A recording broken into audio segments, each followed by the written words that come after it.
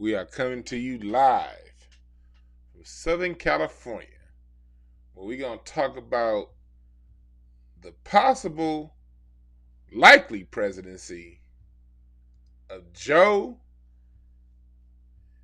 and the hoe, Kamala Harris. Let me know if y'all can hear me out there. Let me know if you can hear me. As y'all join in the chat room, I got a new mic set up. I'm not sure if you motherfuckers can hear me or not. What's up, Star B1? Can you hear me? Can you hear me?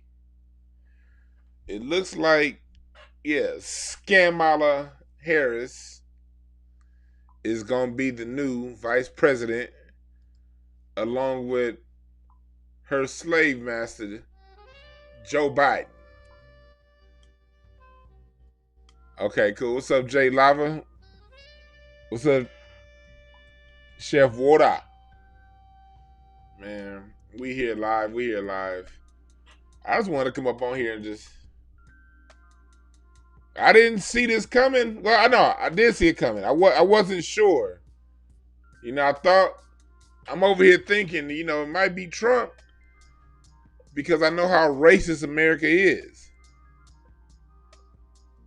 America is racist as hell. So it's like, I figure, America will go with the authentic racist in a Donald Trump over a diet racist and still racist Joe Biden. Yeah, so it's like, okay, so we got what we got. We got what we got, and it's looking like that what we got is Kamala Harris. Yeah, you're right, Mickey. They know Biden is racist, and Biden was sending out these dog whistles the whole time. Salute Mike 202. This is gonna be a chat room conversation tonight. I ain't got no guests. I ain't got nobody calling in. I ain't got nobody Skyping in. This is gonna be us. We're gonna talk about this whole thing. Hell yeah, Biden is an authentic racist. And that's what it is. The people saw the dog whistles he was sending out and they caught it. So, Biden's strategy was to go to the casual racists, and it looked like that shit worked. Because,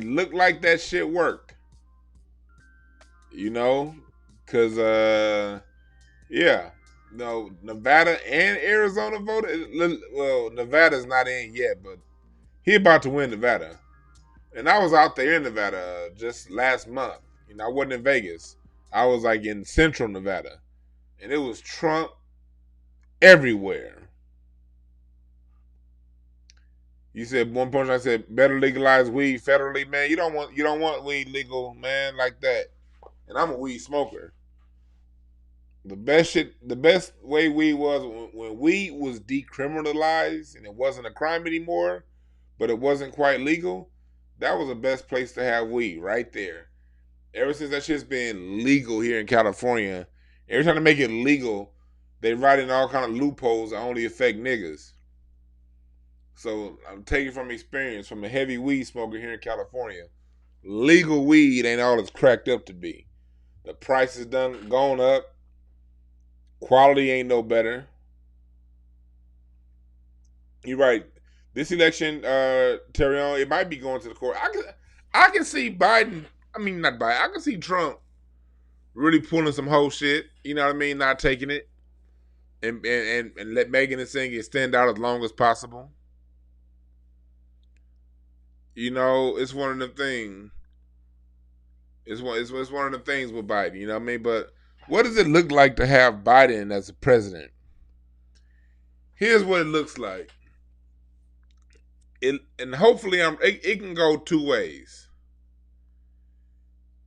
Those of us who have been conscious and waking people up and telling them about Joe Biden's history with Black America, Kamala Harris's history with Black America, those of us who have been on that and, beating that drum, hopefully we've woken up enough of the people who don't really pay attention to really look at what Joe and the Ho are doing legislatively.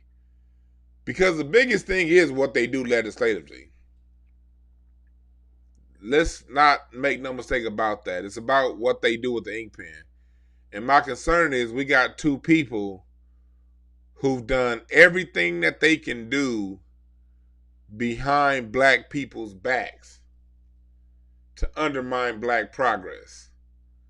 My fear is these.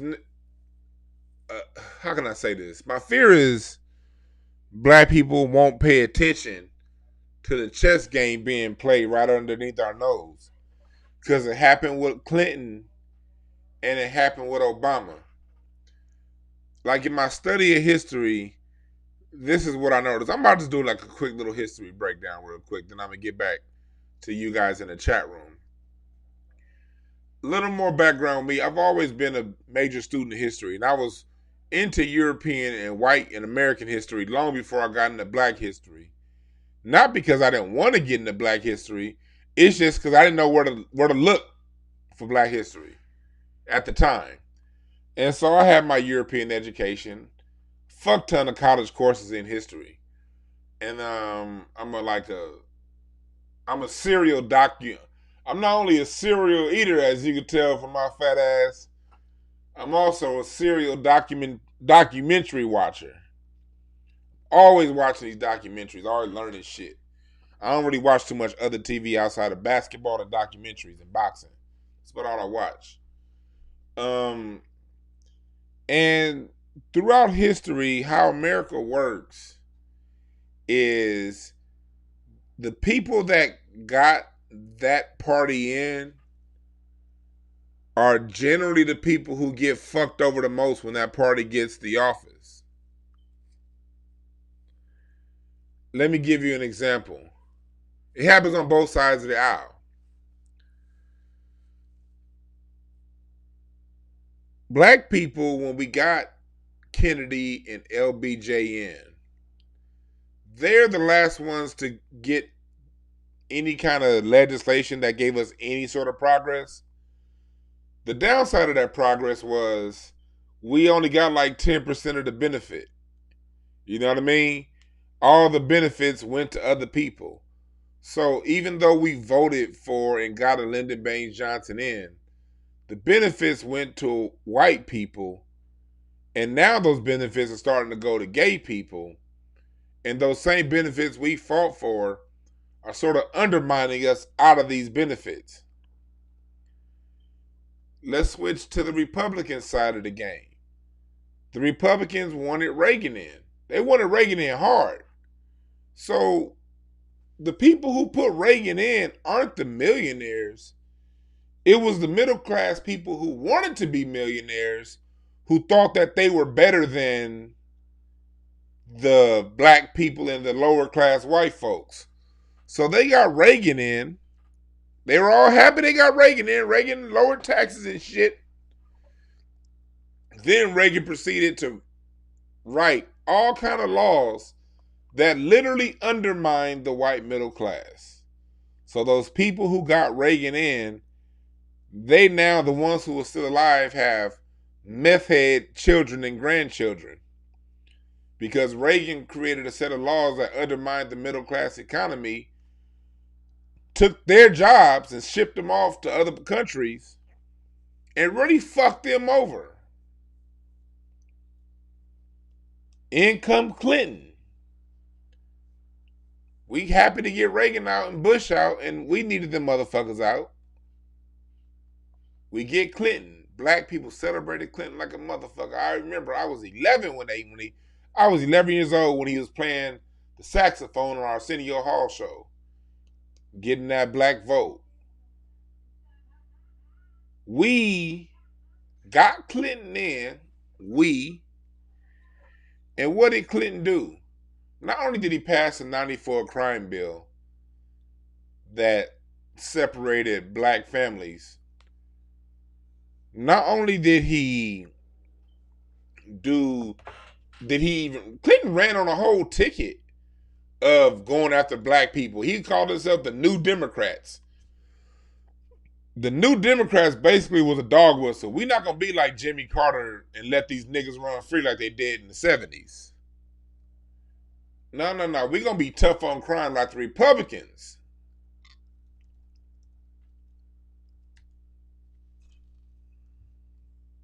Clinton ran on that shit.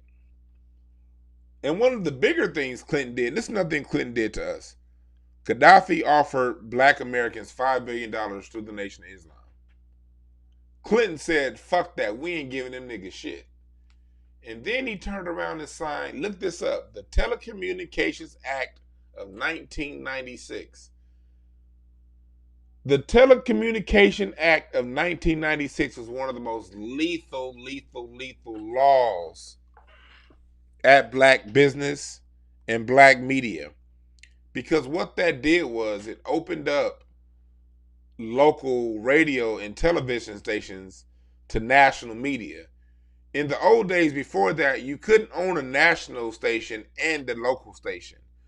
And local airways were for local people. So that's how music was able to get big and regional because, you know, when it's local, you could to pay for local advertisement. And with local advertisement, you can then play local artists, local talent, and all the music gets to be good. But with that Communications Act, what that did was it took local ownership away. It had Radio One, well, Radio One's black, but it had Media Clear Channel. What's the name of the other one? Sinclair Media. They went around buying up all these local radio stations, and it killed black media. It killed black people's ability to speak to one another. And Clinton did that shit on purpose. Then you get to Bush sorry ass. Bush was bad on everybody. Bush was still worse than Trump. I don't give a fuck what nobody say. Bush had all them conservative motherfuckers going for him, fighting for him, and he signed that tax law where all of us broke people got $200 in tax returns, and the wealthy got trillions. Started 2 wars, and ran on, and this is nothing. Them motherfucking Republicans are always running on walls. Reagan built the wall, Trump built the wall, and Bush built the wall. You still got all that border with no goddamn wall. It's just a wedge issue these motherfuckers run on. So why am I saying all this? We get to President Obama. Black people, we got President Obama in. What did he do with the power we gave him? He gave gays the right to marry. And black home ownership took the biggest dip that it took in the history of black home ownership between 2008 and 2014. We lost more black wealth in that 6-year period than we had at any other point in our history. So what's the trend?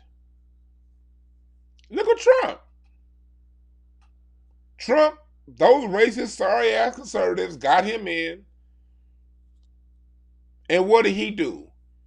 Hijacked this whole country, gave the airlines trillions and trillions of dollars, and his people ain't in no better situation than poor white, sorry sons of bitches with Trump flags. Ain't none of them in a better situation for voting for Trump. So the whole thing is, as black folks, we got to recognize game. Usually when it's the people who's coming in supposedly on your side, they are the exact Trojan horse used to fuck you by the people who really run the government. And the people who really run the government ain't the motherfuckers that we see on TV. Let's go ahead. What y'all talk about here in the chat room. Salute to Legend of Knicks podcast. I want to thank y'all for joining me. Like the video, share the video. We talking about what to look out for in a Biden-Kamala Harris presidency. Joe Biden said his first campaign promise was going to be to allow 11 million new immigrants in on his first day. 11 million. Let me look this up. Immigrants. I'm going to show y'all this. Here we go.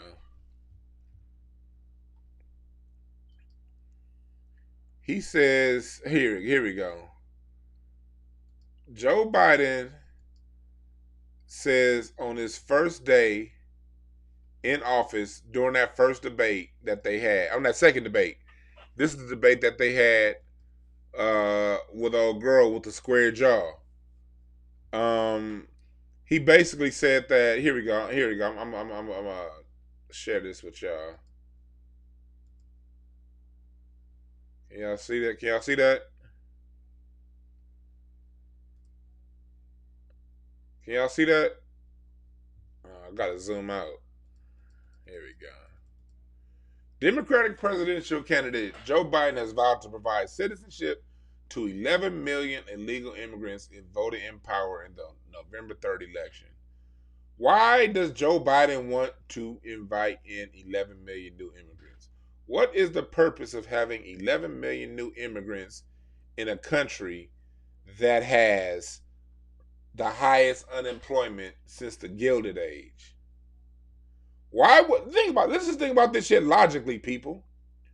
Why do you need 11 million new people when it's not enough jobs for the people who are already here? Huh? The fuck is up with that? I'm gonna tell you why you need 11 million new immigrants. I'm gonna tell you why you need 11 million immigrants. It's because the whole purpose of immigration since day one has been to displace the black labor force and the black genius. Frederick Douglass was against immigration because Frederick Douglass knew when they opened up them borders, it was to take us out of the job market. How do we know this?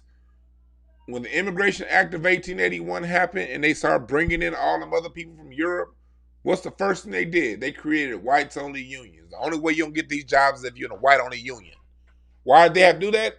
Because all the talent was black. All the contractors were black. All the people who know how to build buildings were black. All the best farm labor was black. All that shit was black. So to keep black people from rising economically, they had to bring in a whole new class of people in from Europe to fuck us. And they've been using immigration to fuck us ever since. The Democrats basically told us to our face, yeah, niggas, get me in office so I can bring 11 million new people in here to fuck you. Because what we see is 11 million. But what they see is in 30 years, that 11 million is going to have a shitload of kids and it's going to be 40 million. Yeah. In 2060, that's going to be 40 million.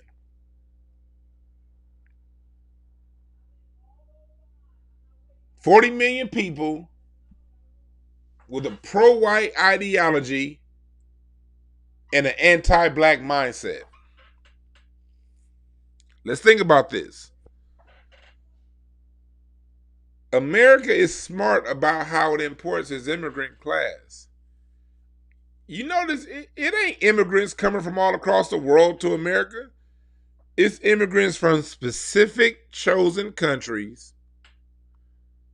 that have specific Americanized ideologies. Americanized ideologies they're taught back home. Europe and America, the United States, they control the education system in the Caribbean, in Nigeria. Latin American countries have a similar mindset. Hell, it was the Spanish that taught the Anglo-Saxon white person how to mistreat dark people of the earth. They're the first ones with that Spanish Christianity shit. So these people that come from these Latin American countries with that Catholic mindset,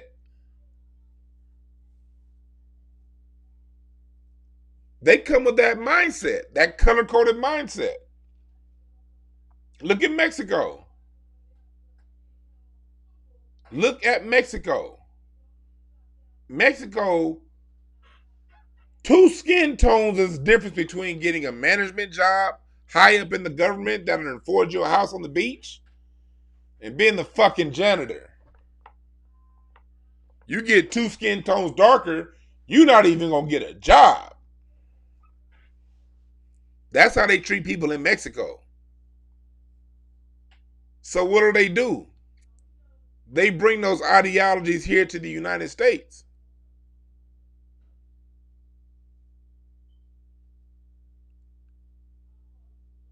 They don't bring in people from. When was the last time you seen somebody from Mali in the United States? Hmm.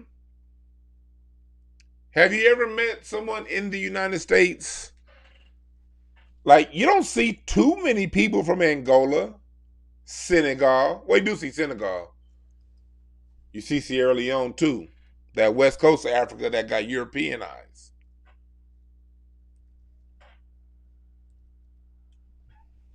You don't see people from Botswana in the United States, Niger. You don't see people from Bolivia in South America. You don't see too many people from Yemen. You see people from select countries that have select ideologies that fit in well with how the European here in America thinks. That's why they want to bring in 11 million new people.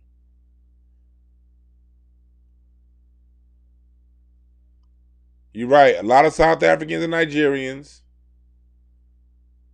You know, there are people here from Somalia. There are a lot of people here from Somalia and a lot of people from Ethiopia. And you know why that is? Because when it comes to Somalians and Ethiopians and Eritreans, and there are a lot of people from Kenya here too. They bringing that tribal shit that got their countries all fucked up. They bringing that here. You can't get a man here in LA. Sit an Ethiopian and an Eritrean in the same room and see if it ain't 15,000 fights before the night's over with.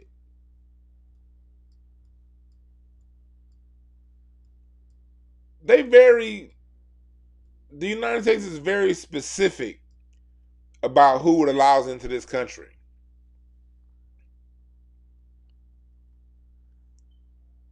So that's why Joe Biden wants to bring them in. Another class to displace the black American. Reason number, yeah, the tribalism, Hunter Will. Yeah, that's what I was talking about. It's the tribalism that they bring. What's up, Prince Jaron? In the chat room. They, so that's what we have to look for. Another thing we have to look for is they are going to completely shatter civil rights. Civil rights. Dr. Carl Anderson told us this a long time ago. But civil rights is already on the fence. Civil rights for black people now is done. Anytime you hear the word civil rights, there's no good in the hell well in your head. They ain't talking about us.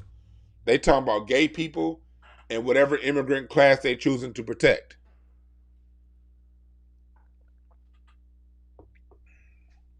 Yeah, Trump is gonna drag out the race. Trump is gonna make this shit real nasty. Trump ain't about to. Look, Trump is not about to go easily. He's not about to go easy. Hell yeah, Dr. Dion Peoples, Kamala is going to open the doors for an Indian family. And I'm glad you brought that up. Because when we're talking about immigration, the people that they have, they use the kids in cages as the face for immigration. The United States is, for the most part, done with a lot of its immigration. They want the people who are over here undocumented to get documented. And they're not going to really have too much from the south of the border open after that. When they talk about immigration, that's a California thing. They're looking to immigrate to import these brains. The United States no longer educates its citizenry, so they import all of their brains from Nigeria, India, and China. That's what they do. All the tech jobs. Look, I live here in LA, man. Marina Del Rey before 2008 was older white people, older black people, just kind of an older, chill, relaxed town. Now I'm worried that their race is full of Asians. This is full of Asians. The Asians are pricing the white folks out of everything. But in order to keep this tech thing going, the United States need to keep bringing them in on them visas. It's either that or educate the population that's here, and they don't give a fuck about doing that. So, hey, education. Chris Green, let's correct that statement. Chris Green says it's because foreigners value education. No, the foreigners that they import here value education. It's a fuck ton of people who value education in America. A lot of black people who value education. I know. I'm an education advocate. Only thing is, the Americans that value education don't get the support of their country with an adequate education. So the children end up being discouraged because the children are systematically discouraged by the education system. That's why kindergarten classes are full of colors and carpets and lights and fun and toys. And then by the time you get to third grade, it's a plain white wall, plain brown seats, and a stupid ass teacher reading out of a book, not engaging you for the sole purpose of disengaging the young, especially male population from the school system. America doesn't value education, so America doesn't give good education, so it imports people from countries who value education, the class that can get an education. Because let's be real, when it comes to India and China, them motherfuckers is paying to get over here. It's not that the Chinese are all extra smart and they have a higher education value on education. No, it's a lot of poor motherfuckers over there too. They ain't making it to the United States. The class that is educating itself is making it to the United States. And when you're dealing with countries like Nigeria, India, and China, those are countries that, for those who do value education, they have an education system that can support the curious mind. In Nigeria, they in algebra by the second grade. In India, they're in algebra by the third grade. In China, they're in algebra by the fourth grade. In the United States, you're considered smart if you make it to algebra by the ninth grade.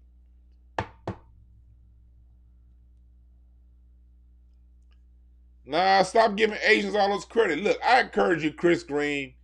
And it's not as if they are extra smart like that. Them Chinese people be cheating like a motherfucker. Y'all remember that shit last year with Felicity Huffman and those white people getting caught cheating on the SAT? Look it up. UCLA and China. This was a story. Let me see if I can look it up real quick. China. Let me see if I can look it up. Okay, yeah, here it is. I just found this motherfucker. I want y'all to look this up.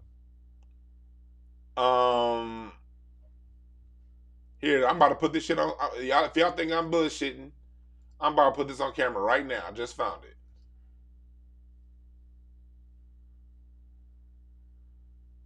China. There was like a fuck ton. Like, it wasn't just the whole thing with Felicity Huffman. The Chinese have a cheating ring like a motherfucker. Here it is. Feds bust cheating ring that took English tests for Chinese nationals. And it wasn't just English tests. They had cheating rings on all the tests. Once you got in your major, they had different professors that were already in on it that was giving the test answers. Once you got in your postgraduate, they had tutors and people getting paid to take tests. They had all kind of shit coming up. You don't see black people doing stuff like that. What if black people had a cheating ring like this? How many goddamn A students would we be pumping out of goddamn Harvard, UCLA, and Yale? They be cheating like a motherfucker. They ain't no extra talent. I still got that's the wrong scene. There we go. They do apply themselves because they come from because they, like I said, when you're educated and given the value of education at a young age, you're more likely to apply yourself. Look, I'm gonna tell you some game as an education advocate. Do you know what I do when I have a kid, a black kid, and I had a client today what this is about. Super smart kid. All my kids that I've ever worked with that has an IEP and they're in special education, those are usually the smartest motherfuckers.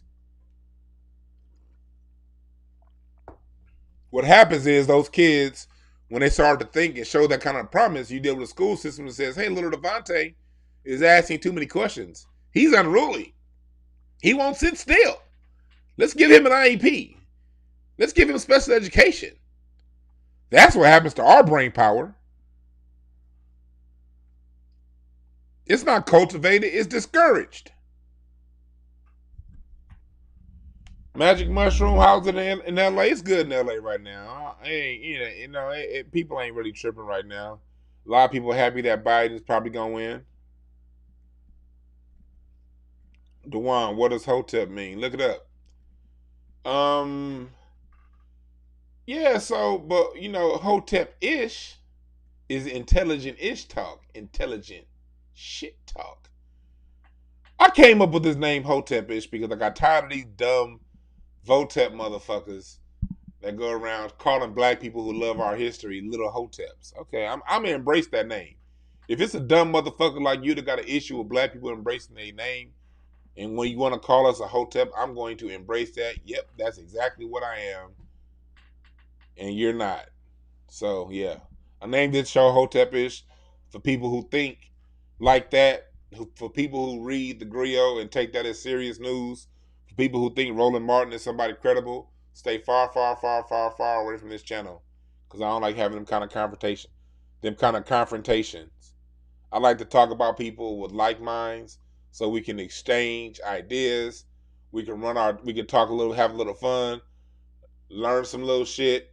And if you don't like what I'm saying, people got to respect the bounce. But those who want to always challenge game getting thrown around, I don't want them motherfuckers around me. I'm going to talk bad about them and they mama. And I'm going to block them. And I'm going to keep talking to motherfuckers like y'all who want the game. I learned from y'all too, shit. And people saying shit in the chat room, I'll be like, oh shit, let me look that up. Y'all be emailing me like, hey, Dwan, have you read that book? I'll be like, nah. So I appreciate y'all when y'all email me and spread information. Hotepish at gmail.com is my email. I like that. I like this exchange of ideas, man. What I don't like is sitting back and saying people trying to question every little goddamn thing you say. That's why I named it Hotepish, because one of those jackasses is gonna see, oh, that's one of them Hotep shows, and they're not gonna watch. And that's exactly what I want. Yeah, Roland Martin is a Greek, and oh man, Roland Martin about to be happy than a motherfucker that Joe won, Joe and the Ho. And I guarantee you, Kamala ain't gonna give him one interview. Roland Martin got his curls in his head. This nigga done called his barber to get his hairline back touched up. You know what I mean? Roland Martin about to be happy than a motherfucker. He about to put lotion on his ankles for the first time since 2016.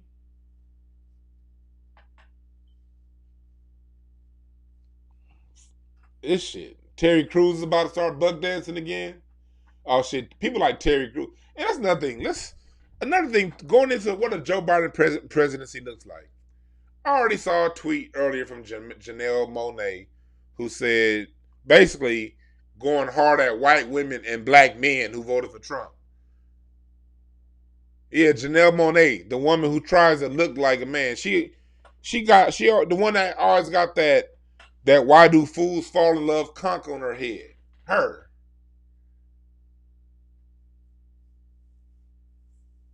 She gonna skip over all the immigrants that voted for Trump. All the racist people who've been flying Trump flags to go at the 18% of black men in exit polls who voted for Trump. First of all, the majority of black men didn't vote at all. So if you're talking about black men who did vote, if 82 out of 100 did vote for the person you want, what you crying for? If 82% of your songs was hits, you'd be relevant right now. But instead, you got to send out stupid ass tweets like that because you ain't got that many hits. You gotta say shit like that for people like me to mention your name. These people be undermining us, man. And that's what Dr. Short and I were talking about last night. These hardcore feminists are bad for business. They no different than these punk ass coons. No different than immigrant coons. These are all people who put something, fill in the blank, ahead of being black. And then people are fucking dangerous. And that's a big issue that I have with this whole Kamala Biden presidency, man. It gives voice and power to people who look like us to now freely undermine us because these white supremacists are slick. These people like your Janelle Monáes, your Slashes, your LGBTQ first before black people, they're now incentivized to undermine us through the word minority and shit like that. That's the issue that I'm having with this whole thing. We're going to have to watch that shit real close because he's going to mask his bullshit in something for all of us, but black Americans are going to be on the bottom of that shit like we always are. Divide and conquer. That's right, Dirt 813. We just got to learn how to play past this whole divide and conquer tactic that they putting out because the Democrats are better at dividing us. They're better at dividing us than Republicans are.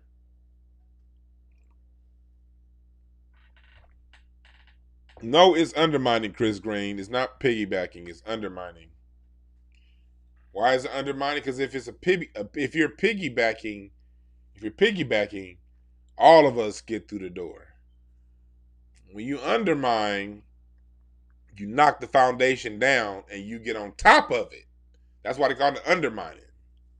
You blow up the foundation of what it is that the cause of the fight is for, and then you then trample and stamp on top of it. They're undermining us. Let's call it what it is. One punchline, you hate to drop a funny joke. That's what you hate. You hate to say something funny. One punchline is so resistant to funny, goddammit. One punchline is more resistant to funny than my fat ass is resistant to a spinach salad. God damn, one punchline. I've been waiting on you to say something funny. I've been seeing one punchline. I've been seeing you crack these jokes and I ain't laughed yet. I like a good fat joke. God damn it, fat jokes are easy. You can't find one. One punchline. You good for one punchline a month. But you got 45 punchlines a second. God damn. This nigga one punchline. You worse than the pitcher's batting average. Go to the American League, nigga. Get out the National League. Go to the American League where pitchers don't swing. Shit. I'm over here waiting on one punchline to say something so I can put it in the chat and say, oh, that shit was funny. You've been having me wait for 3 weeks. One punchline said a funny joke about 3 weeks ago on Craig Facts. That shit was funny. No, I'm not conceding to Biden. I don't have a dog in this race, Biden or Trump. I'm not conceding shit. Look, the powers that be already selected who their bitch is to be president. Let's tell the truth. Whoever the president is the bitch with the pen for the people who really run this world. Because there are no governments. China is controlled by oligarchies. Russia is controlled by oligarchs. The United States is controlled by oligarchs. Japan is controlled by oligarchs. The first and second world is controlled by oligarchs who then control and mine the resources of the third world. Make that shit be clear. These people don't run shit. All we doing is announcing a game. I'm just Chick Hearn. Nigga, I'm Marv Albert. The game is being played and I'm not part of it. None of us are. We just on the sidelines talking shit. Breaking down what the powers that be choose to do with whoever they put into leadership. Wasn't no damn oligarchs kicked out of Russia. No. If it was oligarchs kicked out of Russia, they were replaced by some other oligarchs. God damn it. How about that? So I'm not conceding. I don't have a dog in the fight. I don't have control over none of this shit.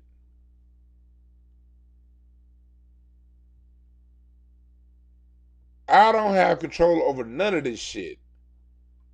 I'm just commentating on what we all see. You're right, King David. Fuck both sides. You're right, Laugh with the Rain. We need to be on code by next election demanding what we want. Oh, that's a good comment. I just hope you're right because the reaction Negroes had to Ice Cube for demanding what we want, that was sickening. To me, that's been the most sickening part of this election cycle. Seeing black people get mad at Ice Cube for making demands of the government. That's what we supposed to be goddamn doing, ain't it?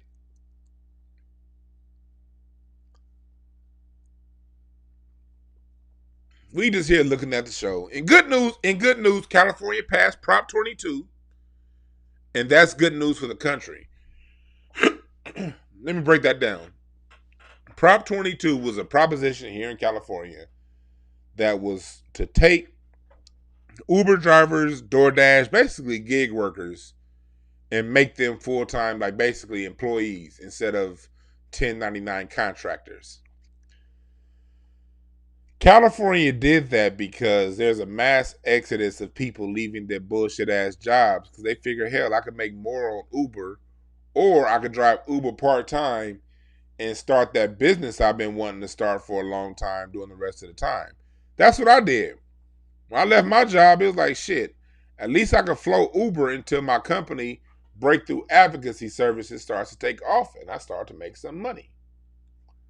So what California did was they said, what happens is when you leave your job and you take a gig style job, you get to now write off everything and the state doesn't collect any payroll tax. California has been losing money because people been leaving their jobs and starting their own businesses, driving Uber to the side. So the money that the state generally gets from the payroll tax goes into a bond, and that bond they can use to leverage more money for other things. So they wanted to bring people in full time so they can keep that bullshit payroll tax up. That's what this was about. And as Neely Fuller says is California is basically an incubator for the rest of the nation. When the rest of the country wants to try some bullshit, they start it here in California, generally. And that's just the truth. Crack cocaine, California. 3 strikes, California. You get my drift? They start the bullshit and debauchery here, then they spread it to the rest of the nation. So if Prop 22 passed here, you can guarantee that shit was going to pass to the rest of the nation. They're trying to get people back onto the corporate plantation. And places like Uber and DoorDash and Lyft offer people a chance to get away from the corporate plantation. Now, the problem is you got people out there that think Uber and Lyft are full-time jobs, permanent solutions. No, it's not. For those of you who drive Uber and Lyft like I did for 4 years, and I still do sometimes because that shit be fun, it's a part-time thing. I did it on the weekends when I was at my job to raise extra money to pay off debts, go on vacation, and put money towards a business that I started. When I quit my job, I used it as a bridge to I had clients, too many clients to keep my job, but not enough clients to really be full-time. So I used Uber to fill in the gap until I got enough clients to be full-time. Uber is something that you do when you have a plan. It's not a full-time, permanent anything. Yes, driving Uber is fun. It's fun because, look, I'm a big nigga and I got good energy. People didn't fuck with me. People was going around. I never got fucked with when I drove Uber. I got to learn a lot. I got to listen a lot. No, my car isn't musty as hell. Your mama's pussy is, Chris Green. Stay focused. Stay focused. This is what I got out of Uber. My major in college was communication studies. My minor was cultural anthropology. I love studying people. I love observing and studying people. The reason why I run my mouth and talk so much is because I study people. And Uber was a great time to really sit back and study people, especially those airport rides, and especially around the holidays. People tell you a lot, and you get to learn a lot about people. You get to learn a lot about culture, people's culture. And, I like to drive. Driving's fun. Jesse James said, DeWan car smell like green hammocks. Let's see, who is Jesse James right here? Jesse James, don't talk about my car with them receding. How you gonna have them receding Jerry Rice braids and you talking about my car? Everybody, look, y'all see it. Y'all see what I'm talking about. Jesse James. Jesse James looked like Jerry Rice when he was with the Raiders. What the heck? Come on now, you look like Jeffrey Osborne after he left LTD with that hairline. That if you don't stop talking shit with that Maurice White of Earth, Wind and Fire hairline, nigga. This motherfucker got a crescent moon hairline and box braids. Come on, man. You can't do that. You look like you DJ for the ice cream truck. God damn, y'all talking shit. Come on, if you're gonna disturb me off my steal off what I'm talking about, don't look like this nigga. God damn. You look like you play the triangle for the Ohio players. The fuck? This nigga look like Tone with braids, nigga. Emmy nominated producer Tone with braids.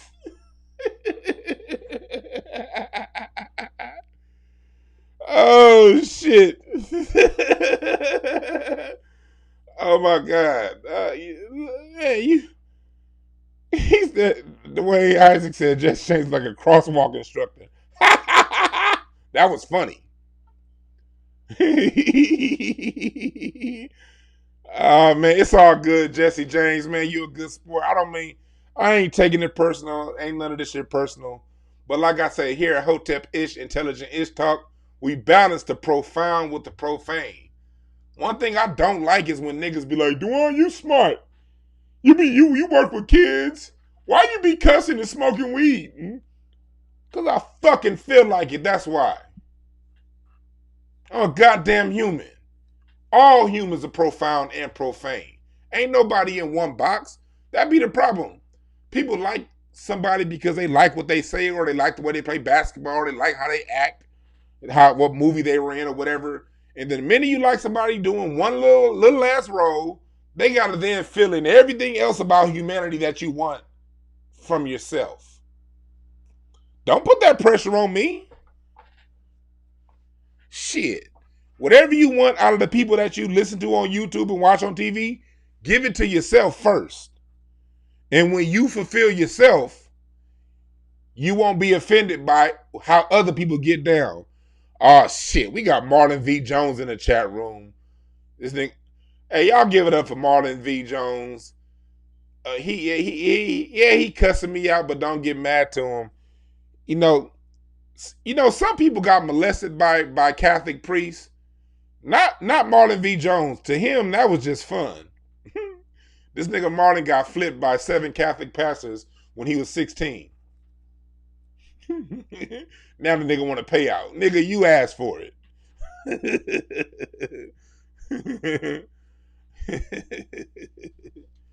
Marlon V. Jones was pimped by his father. to other men. Oh shit. But yeah, nah, I saw it. But back to what I'm getting distracted by you niggas. God damn.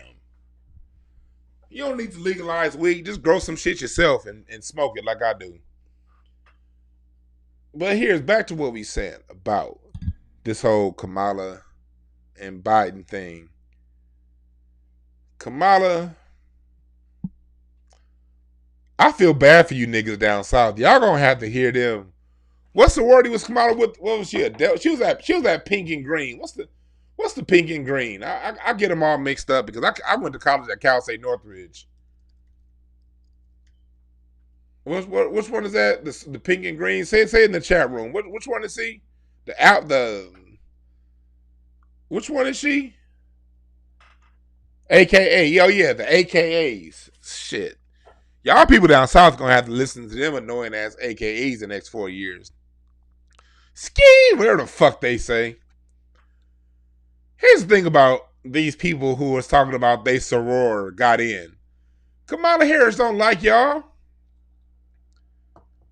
Kamala Harris was the light-skinned, non-black chick that all the dark-skinned chicks on cabins wish they were. And that'd be a shame too, because dark-skinned women are beautiful, dark-skinned women are pretty, dark-skinned women are gorgeous, dark-skinned women are the shit. But unfortunately, at this time in American society, we got too many dark-skinned women who worship light-skinned women. And that's a problem. And then they'll go around and say, it's because the black guys like the light-skinned women. No. Niggas like women who like themselves. Period. At least a real nigga like women who like themselves. If you want a fake nigga, then do fake shit. But if you want a real nigga, you gotta be real. And you gotta stop giving your power away to the women you want to be like a Kamala Harris. Fuck Kamala Harris. She ain't got shit on black women. Kamala Harris threw all them black men in jail. She put black women in jail for not taking their kids to school. Fuck that bitch. It's not about, look, Jerry Carr, I see what you said. It's levels of this thinking thing.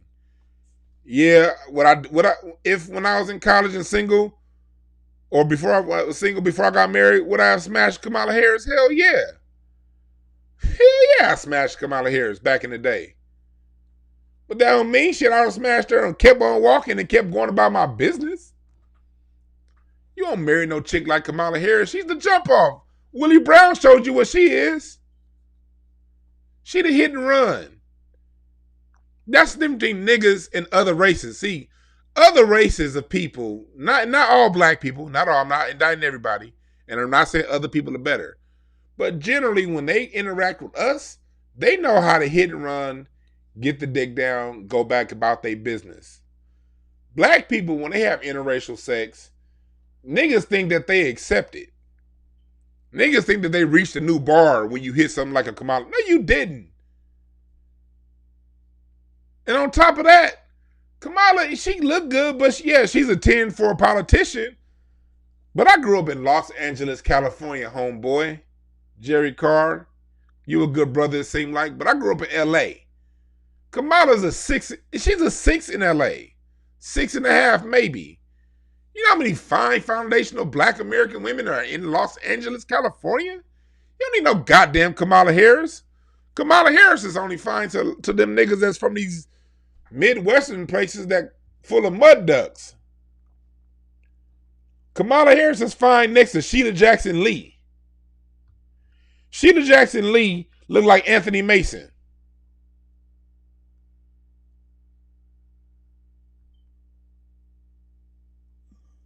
Chris says she's a 4.3. King David said a 4. All right, niggas, okay. I won't call her. Look, I have never seen Kamala Harris's ass. If Kamala Harris is shaped like a pencil stick, then yeah, she's a 4. But she got a little bit of a booty. She might be a 6.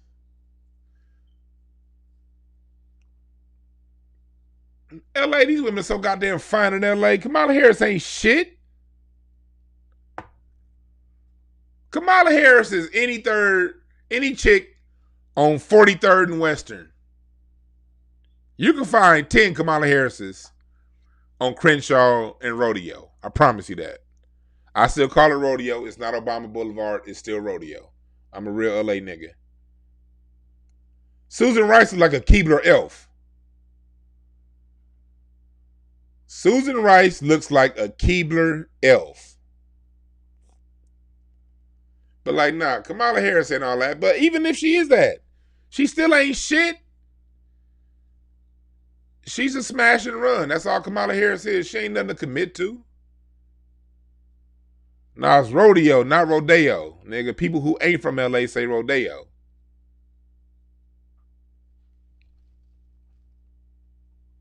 Let's see here, man. So back to what's going on. So how y'all think these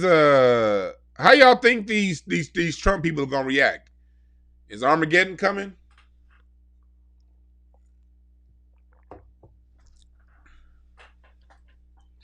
These motherfuckers about to start a war? I ain't worried about these white boys at all. I got my candy bars locked up. Locked and loaded. Took the wrappers off. No safety papers. I ain't tripping. I am not tripping on these Trump motherfuckers doing shit. We don't know who won yet. We don't know who won, but it looks like it might be Joe in the hole. That's why we gotta all get our candy store stocked up. That's why we gotta get, I have an iron bar. I got this pump action, iron chin up bar that I just got from Turner's. 7+1 pull-ups. Can't wait till that motherfucker get here. I'm gonna take it to the pull-up range. See how accurate I can be from 15 feet of pull-ups. You feel me?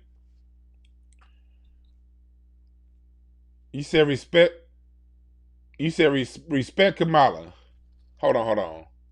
Jason Richardson said respect Kamala. She may be a hoe, but don't call her that. So if she's a hoe, why should I not tell the truth? Kamala Harris got her job over probably more qualified women because she was willing to gap her legs. I have an issue with that. I don't do feminism, but I do believe the best woman should have a job, not the woman who gap her legs. So yes, Kamala's the hoe. If you had a job lined up for yourself, you were the most qualified person for the promotion at the job, you got the degree, you got the experience, your coworkers love you, you should be next in line. But the person who gets the job is the one who gapped her legs for the person offering it. You respect that? I don't. She's a hoe. She's a hoe on the sexual level and on the physical level. Her hoe ass locked up so many black people. All them black people in jail she put up. If she never gapped her legs, I'm still gonna call that bitch a hoe for what she did to black people. I got a whole look. The way I see life, I love black people more than I love individuals. I don't respect people who set out the group for personal gain. I don't have enough respect to be nice about how I talk about these people. I don't have tolerance for these people. Look, man, I'm a foundational black American. My lineage goes back on this land on paper to 1650. I can name you my 9 times great grandmama that was here in the year 1650. I can show you plots of land my family owned before there was a such thing as the United States in both Louisiana, Mississippi, and Virginia.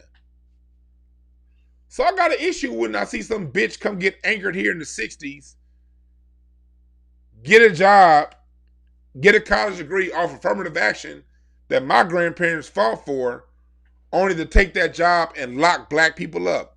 Fuck that bitch. And don't say I'm talking about black women. She's not a black woman. That bitch is barely a woman. She look like she got a 17-inch dick. All in pantsuits she be wearing. I ain't got no respect for her. I got the utmost respect for black women. What's up, Tasha Hardy in the chat room? Man, if I'm talking about respect, man, Tasha, I love Tasha. That's one of my favorite friends on earth. Tasha Ray, I really appreciate you for listening in, man. Tasha's somebody who I always could trust and talk to, depend on. She could tell you personally how much I respect black women. She's seen how I love my black wife to the fullest and the respect I've shown her as a black woman. I got people in here that can vouch for me as a human being outside of this internet shit. I love black women. Kamala Harris ain't one. Curly, that's the problem. Curly said that's the problem. Everyone don't know their family history. God damn it, look it up then. I didn't know my family history either 2 years ago. But at some point you get disciplined and you find out. You have to know your ancestors. You have to know your ancestors. And I salute and thank my wife for that. I didn't know shit about my family history this time 2 years ago. I knew I was black. I knew my grandmama. But I didn't know how far back I went here in this country. I felt it, but I didn't know it. I did the research. Ignorance is no longer an excuse. You got to get up and do it. Like when people be like, oh, black people don't have the education. Well, goddamn it, you got YouTube. Get the education. King David said, I paid out the ass to trace my ancestors. And King David, I'm going to have to pay too because I have certain lines in my family. I had a lot of trauma in my family where a lot of people died when they, at birth, having their children. So I have a fuck ton of gaps still in my family history that I'm going to eventually pay someone to look up those lines.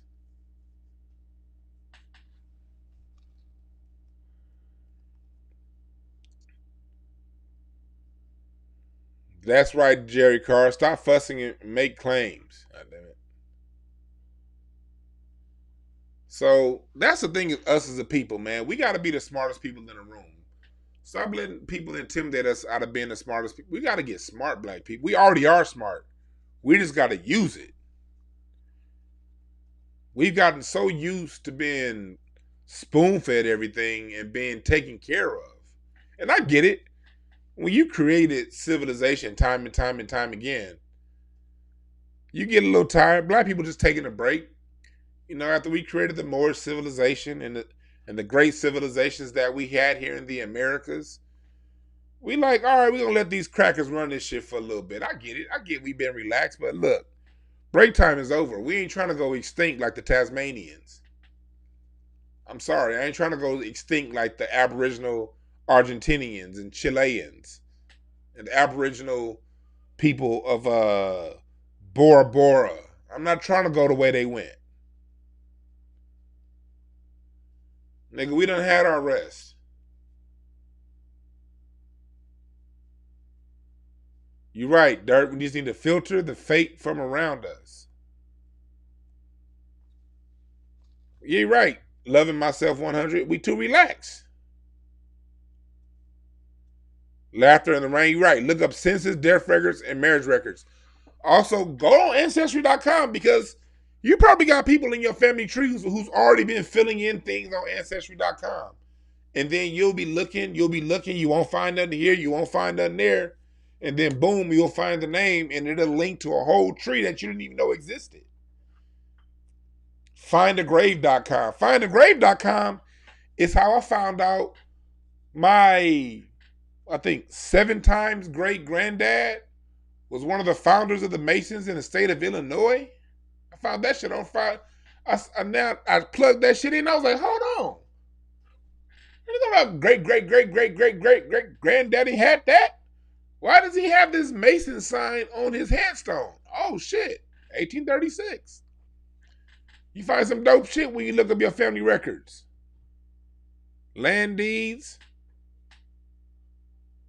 I found a record in my family lineage where the slave master left the plantation to the 9 children that he birthed with his slave in Mississippi.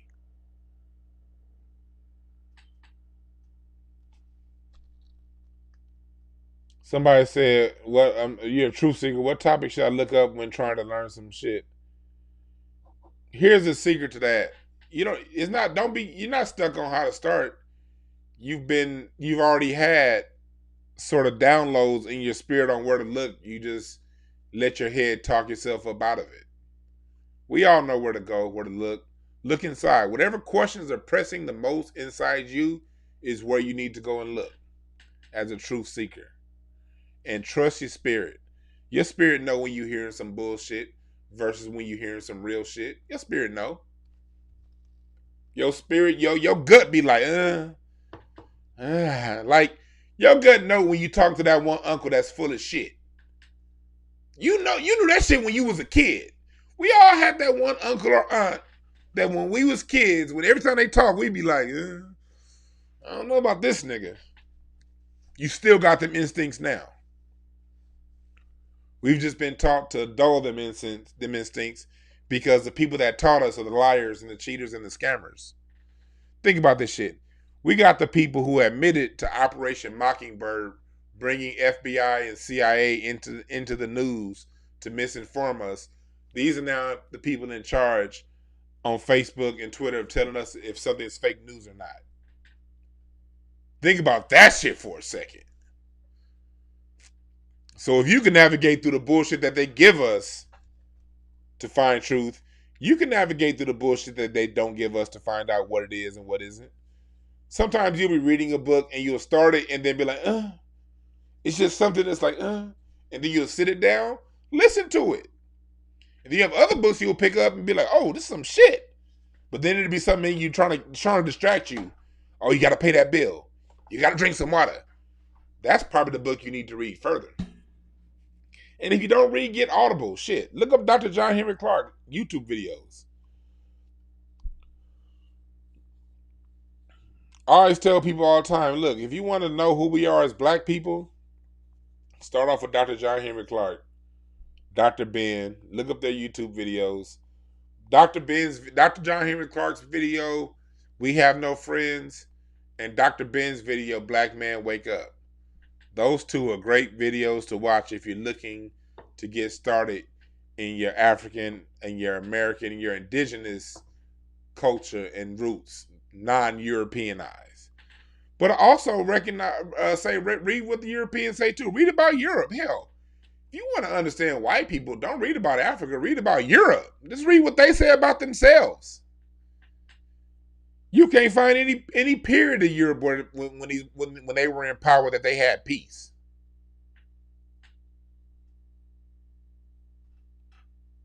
You're right, circulate wealth. Basically, my shirts say we are all allies. We are. And speaking of the shirts, get yours at Hotepish.com. Fuller, Clark, Welsing, Van Sertima, Ben Yakinen.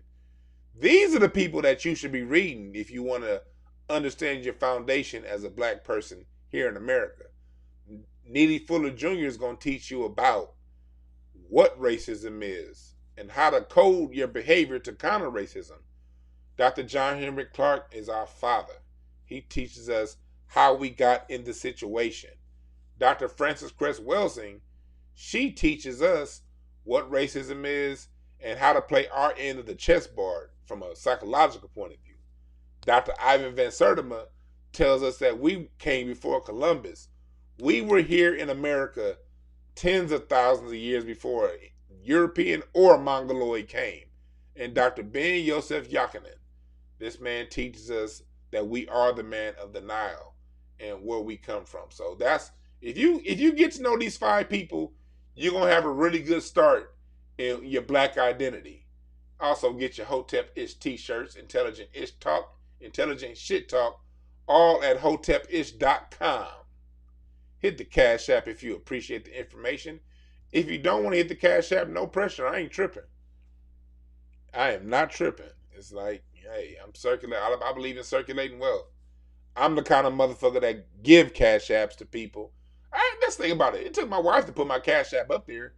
I wasn't even gonna put it up there, but I'm the kind of person when I listen to people like Tariq, Jason Black, I donate to them motherfuckers because I value the information. Claude Anderson, I've been donating to the Claude Anderson's Harvest Institute for a long time now. Even if it's $5, because I just believe in, hey, my $5 ain't gonna save the world, but it's gonna circulate somehow into a black man that's doing something for our people. But at the same time, that depends on your level of consciousness. If that's not your level of consciousness, don't force yourself to do shit. Don't let nobody ever force you to do nothing. Do what the fuck your consciousness say to do. The biggest thing is when your consciousness say to do it, act on it. Don't hesitate. Don't second guess yourself. He said the so-called fake Native Americans. Yeah, some fake ass Native Americans out there right now. What's up, JLMO? Love my show. I appreciate that. I appreciate that, man. Because I love y'all, man. Because y'all don't understand this. I appreciate y'all being in this chat room. And there's nothing about, like, man, there's nothing about this whole presidency thing, man. Why it doesn't matter who's president. You just got to go for your goals in life, man. You just got to go for this shit. One of my biggest issues is, for a long time, was just thinking too goddamn much. I first started out doing like these podcasts back in 2011. But I would only do like 5 or 6 podcasts and I would stop for like a year. Then I would do 10, then I would stop for like 2 years. I said it before, I had that podcast with Ryan Hollins. Y'all can go and look that shit up. That nigga that's on ESPN, former bench warmer, journeyman of the NBA. Thank you, Jesse Randall, for the Cash App donation. I appreciate that. I used to do it was called Sports and Things with him. And after he fucked me over off that shit, I let that shit discourage me. And I didn't do a podcast for like 2 years. And then I picked my podcasting up with my boy Larry. Y'all saw Larry on my last show. Larry Goodwell, 2 shows ago. We started doing shows together. And every time I would get some kind of momentum going, I would stop. And you would see 5 people in the chat room and you would get discouraged. And them shows was good too. I had gotten it up to like 80,000 on Blog Talk, 80,000 listeners and shit. But you know what I mean? I was bullshitting. And then I decided one day to stop bullshitting and go all the way. So when I brought this show out, I brought it out at the beginning of 2019, called the D Brown Hour. And I just did it at this radio station, and that radio station didn't get no listeners. None. Nigga just kept pushing. Then Craig, somebody who I've been friends with since my first day in comedy back in 2010, his shit popped off. Through Craig, y'all seen my shit, and then here we are. Constant work. Thank you, Tasha. Hit the like and subscribe button. Boom said, he said, that nigga gay. Hey, now popping, I would not consider running. I don't want to run for office because we need agitators like me on the outside of office to make sure the people in office do their job.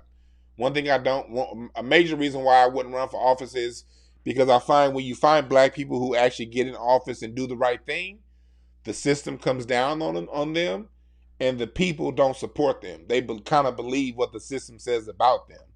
So when you look in here in Compton, Omar Bradley went to jail over misappropriating like a couple $100 in funds. Literally, he lost the job as mayor of Compton and went to jail because he misappropriated. It was like less than like $2,000. And the people don't come to support. So no, I don't want to run for office because I would do the right thing. And when you do the right thing, the people generally don't support those who do the right thing in office. I appreciate that, OG. Me and Larry Fire, appreciate that, man, because Larry, one of my best friends, man. We've been doing this shit for a long time. We've been trudging for hardly no results, and now the shit we finally starting to get results and it feel good. I come from greatness, right? Yeah, like appreciate my knowledge. I appreciate that, man. Because yeah, I used to do that show with Ryan Hollins. Ryan's somebody when he started. I remember when he started that whole media thing. It was because that's some shit that I was doing, and you know what I mean. So yeah, so like now it's cool because I look at what we do on Craig Facts and how how popping that show is, how good this show is getting, and then I look over at Ryan's Instagram and see how few people watching that nigga. Nigga, you been on TV for all that time and don't nobody give a fuck about your show? Yes, I'm profound, but I'm also petty too. God damn it. Yes, I have a major petty side of me, and that's part of my petty side. Seeing nigga, you been on TV all this time and you ain't got better yet? Hollins, I was telling you nigga to relax and stop being a dickhole back in 2012 on camera. You still ain't figured that shit out?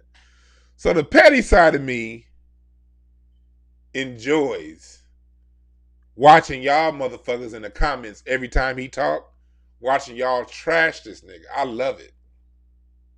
I love it. Oh, me and Larry got a story about that motherfucker, but I ain't gonna say it. Certain things I'm not gonna say everything. I'm not gonna say everything.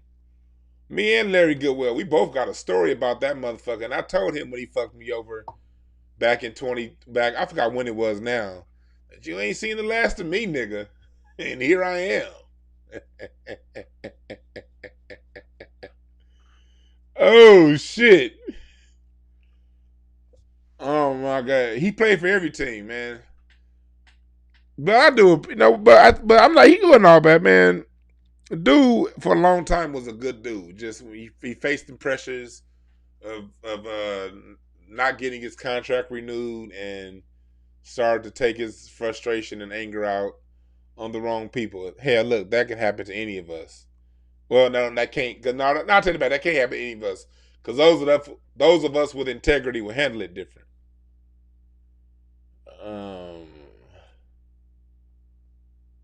Anybody in chat know who got beat up at Dwan crib? Nigga, ain't nobody get beat up at my crib. That was a joke that me and Larry had. If somebody got knocked out at their own house. Hey, how would you feel if you got knocked out at your own house? In front of your gal. Look, if you get knocked out at your own house, nigga, you might as well take one of those suicide pills. Because how can you sleep when you wake up on the same bed that your gal woke you up on after your homeboy knocked your ass out in your hallway?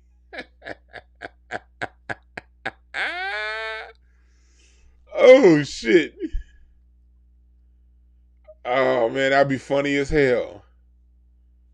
Oh, you're right, Patrick Tarson. That story about Charlie had me laughing because I didn't know that. Like Craig told me they was going over Duncan House, but I was at home with the wife. I wasn't going nowhere. But on Saturday, man, we had a hell of a fight party, man. I had Slink Johnson over the house, Black Jesus. Kamira White came over. Teddy Ray. I love that nigga Teddy Ray. I ain't seen Teddy in about a year. Because it's all comedy shit. I ain't get to see no niggas. Because it's COVID. We don't get to the comedy clubs. We had Charlie was over the house. Who else I had over the house? I had a few other people over the house. But, man, that shit was fun as hell. Craig was over the house. Hell yeah, we was on that Jameson. We was on that Jameson hard. We all stick together, man. That's why I don't get on that shit. Black people don't stick together. Man, we do. We like anybody else. You got people you fuck with. You got people you don't fuck with. Like anybody else. Official, who's been my favorite guest on Hotepish? I don't know if I have a favorite guest. I like all the guests because each one teaches something different. I like and I like them all for I love George Joe Brown because hell, I got the most views I ever got. Shit. But I love Debbie Oklahoma. Go back and look up the video I did with Debbie Oklahoma when I'm talking about American Indian Aboriginals. She dropped so much game on who black people are indigenous tied to this land. I'm going to have Dr. Oklahoma on again. As a matter of fact, Dr. Randy Short introduced me to her. But go back and look up the interview I did on Indigenous Americans with Debbie, Oklahoma. And we talked about our indigenous ancestry here as black people here in America and how you can find it. I liked the one I did with Carmen Johnson, a woman who was locked up. I liked the one I did with Jada, the self-esteem queen. She had an amazing story. How she was raped by the Compton PD, rebound from that to be someone who rescued over 1,200 girls out of street sex trafficking. I got some more dope ass interviews coming your way too. Oh, and also get ready for my relationship courses. I'm getting ready to start some relationship shows on this channel based strictly on relationships. Whether it be your relationship with your child, your family members, siblings, or your wife, or if you want to get married, people who you have bonds with that you want to strengthen the bonds with. We're gonna start having special episodes dedicated with that, and for that, I'm gonna want y'all questions because that's gonna be a show that's not really a show, but more information that's put out to help everybody. So if you have strained relationships, whether that be in a interpersonal relationship, in a sexual relationship, in a family relationship with friends, and you want to strengthen these bonds, I have that thing coming out. Why am I doing this? I'm a certified relationship coach. People don't know that shit. Like Craig got 5 albums. I'm a relationship coach too, certified. I've been doing relationship coaching for shit over 15 years. My degree is in communication studies. I actually got a college degree that teach motherfuckers how to talk. And unlike a lot of motherfuckers, I actually have a very successful marriage. I love my wife. My wife is the person that told me I should talk about relationships. That's some dope shit when the woman you marry say, you're so good at communicating in our relationship that you should spread this information to others. So that's honestly my motivation for starting this. This is some shit that I did for a job that I never really thought about doing as a career. But I'm like, you know what? I got the skill. I've been doing it for a long time. People need the help. So I'm going to throw that shit out there. Yeah, Vote Rico, I do everything. I do a lot. How long have I been married? I've been married for 6 years now, but I've been with my wife for we were together for 9 years, so we've been together for a total of 15 years. But we've been friends since 1994. I met my wife in the 7th grade, and so yeah. And my wife ain't no joke. She got a college degree from Duke University. She's a smart, very strong-willed individual. She ain't no pushover at all. So in order to keep a woman like that, you got to be on top of your game. So I want to be able to spread this game to the people because look, as much shit as I talk, I like love, man. I'm about love. I love love, man. Shit. Love is what make this world go around.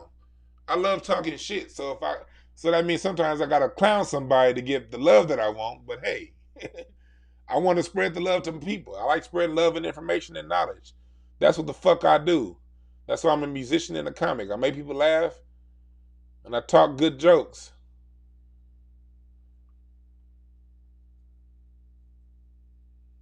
This motherfucker Magic Mushroom says, please start exercising. Man, shut the fuck up.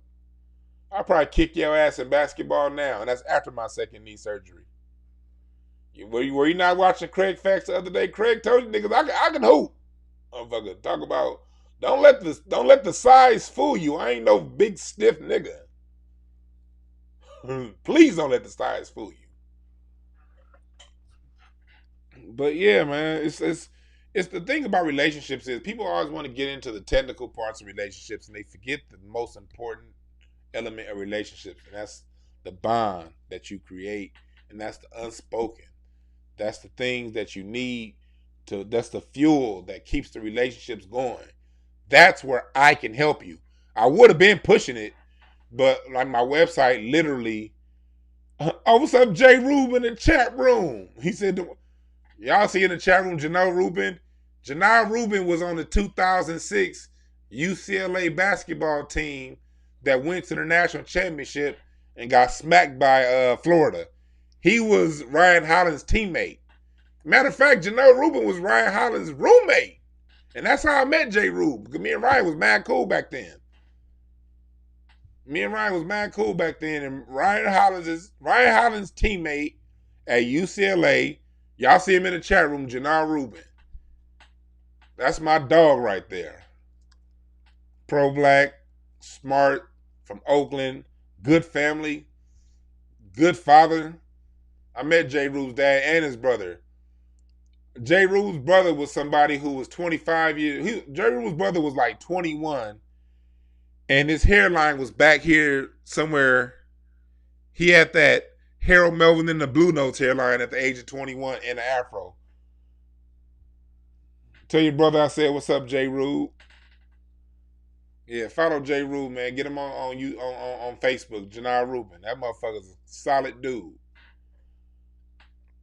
Yeah, Circulate Wealth. I'm going to put the relationship courses up. The only reason why they're not up now is because my website, the younger book, the website, breakthroughas.org, it got, I switched debit cards on WordPress. WordPress tried to renew. I thought it renewed. I forgot I had a new debit card. WordPress didn't renew. And I literally lost my whole website. My whole Breakthrough Advocacy Services website, I lost it because of some hosting shit. So I'm rebuilding the website and I'm rebuilding the classes. Because we need that right now. We need that. I'll tell you. So J. Rube, tell your brother I said what's up, man. I ain't seen that nigga J. Rube's brother since like 2005, 6. Well, hell no, since the national championship game. That was the last time I seen J. Rube's brother, man. I still remember him, man. Good dude. Man, one of the funnest nights of my life was that night UCLA won the Pac-10 championship. I'm gonna tell a quick story. Story time. Y'all don't like my channel? I got a fuck ton of interesting stories. Because like I said, when you're from LA, you know everybody. UCLA won the Pac-10 championship. Back then it was the Pac-10, not the Pac-12. I forgot who they beat. We went to the club that night, but most of the people on the team, obviously, including Jordan Farmar, weren't 21. But we went anyway. Rico Hines used to get us in everything. Rico Hines, Baron Davis got us on the club. And that was one of the first times. Not one of the first times. That was one of the funnest times that I had bottle service. And everybody was there. I mean, some of your favorite Lakers showed up.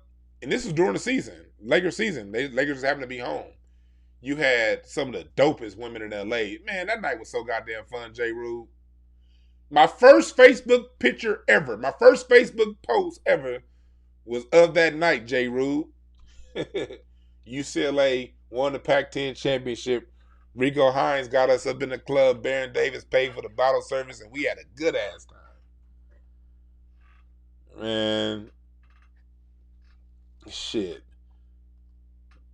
Jordan Farmar to go. Man, look, on that UCLA team, Jordan Farmar was cool, but I thought Josh Shipp was the best player on that team, but he had that injury. And that team would have won a national championship if Ben Holland didn't get in the goddamn way. Ben Holland had J. Rube and them niggas. Remember the night before the national championship, J. Rube?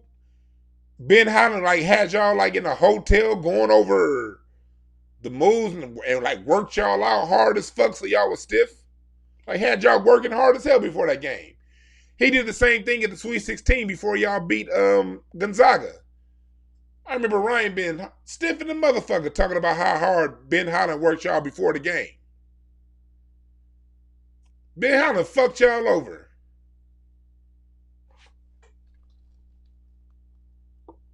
LeVar is watching from Mississippi. Shouts out to LeVar for being able to be in Mississippi. God damn.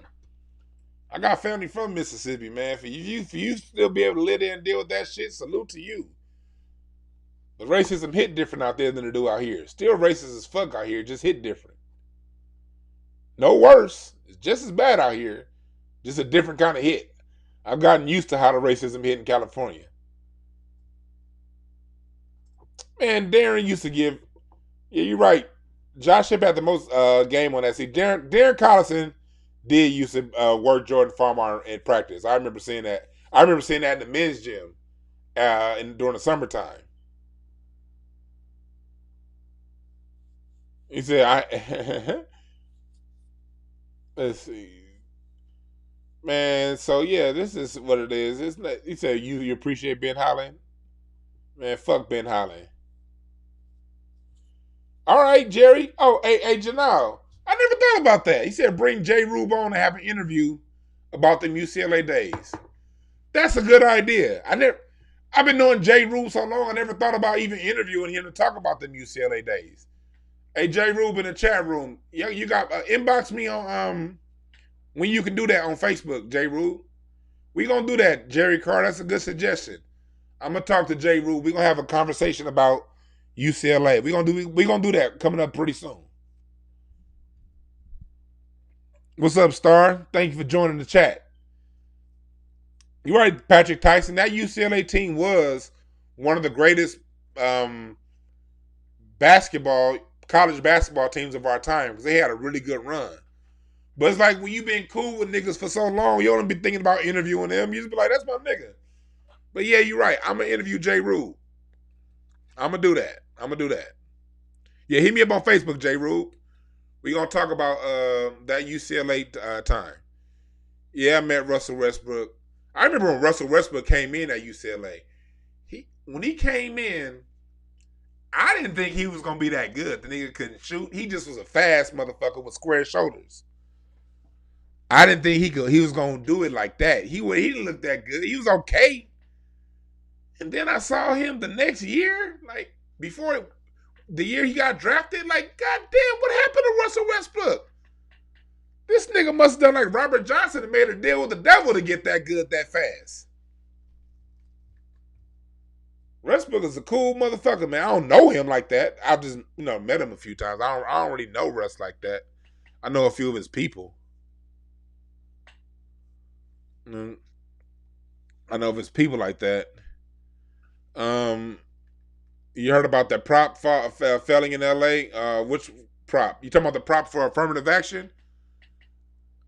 Man, I'm glad. What's up, Mac Jew? I'm glad that goddamn affirmative action thing failed in California. I'm glad it did because look, affirmative action ended. I remember when my sister went to college in 1995. We said affirmative action. UCLA had a 15% of UCLA was black in 1995. They ended affirmative action in 96. By 2006, when Jay Rube, when he graduated UCLA, I remember that year because that was the year Ryan graduated. I went to the graduation. The next year, UCLA incoming class of 2009 had 73 black people, including the sports teams. California was the first place to end affirmative action. The rest of the country still got it. Me being in California, I've never had affirmative action at any point in my life benefit me whatsoever. They want to bring that shit back because Asians, matter of fact, Asians are the ones that got that shit taken off because them quotas had them at a certain level. They're the ones that want to get that shit taken off. This is like an Asian on white fight, this affirmative action thing. The white people want to bring affirmative action back to limit the number of Asians allowed into these public universities and schools. Because the Asians are kicking their ass when it comes to that. That affirmative action shit don't help black people. So I said, fuck it. Yeah, Jay Rube, by the time you graduated UCLA, y'all done had no... One thing about... I had fun at UCLA partying with y'all, but them women was ugly at UCLA. There was a whole bunch of nasty-ass white women at UCLA, and I don't get down like that. I didn't even get down like that in college. There'd be a few black women at UCLA, but the few black women was all getting spread around a football team, man.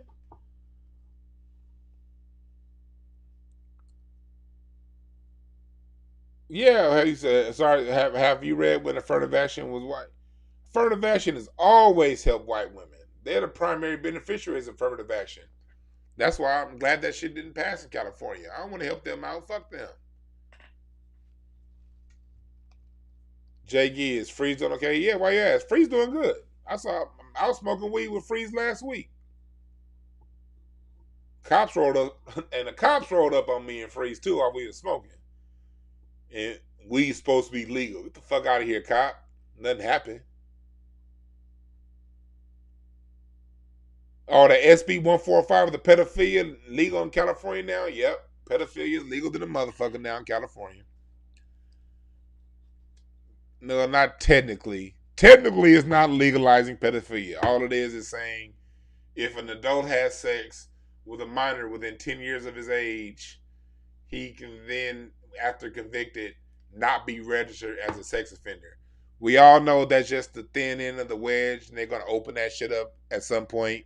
And in 5, 6, 10 years, especially now with the Democrats in the federal office, pedophilia will probably be fully legal in 10 years. They never make anything legal all the way right away. They always start with a thin wedge and then open it up. My question is, why does that shit have to even? Who the fuck put that law even on the books to be sponsored? You got to be a sick motherfucker to even think about writing that shit in the law. That's my problem. You got to be a sick motherfucker to even write that law. California is also the same place that said, you know what? We're not going to make giving people HIV/AIDS a felony anymore either. After Charlie Sheen gave all them motherfuckers all that AIDS and shit. Hollywood's a bitch. That's another thing. I'm going to have to start telling some more of my Hollywood stories too. I don't tell too many. The reason why I don't tell too many Hollywood and NBA stories is because it's like, look, if you're going to be in that environment, it's a strict code of silence. A very strict code of silence. If you're going to be around people, you can't be telling everything. So guarantee everything that I tell y'all, both about the NBA and being in Hollywood, or not really all the way in Hollywood, but being a nigga who's been around here in Hollywood, I'm not gonna give names to certain things. I'm gonna leave certain events out. You know what I mean? Because that's just the code of conduct. You know what I mean? When you're dealing with people in the limelight, you don't tell everything. But I will tell certain things that are safe to be told. One punchline I do got to give Boo Capone on.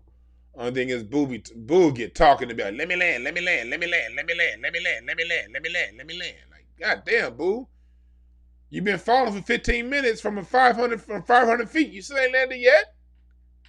Goddamn, Boo. I love Boo, but shit, Boo the only nigga that could be falling.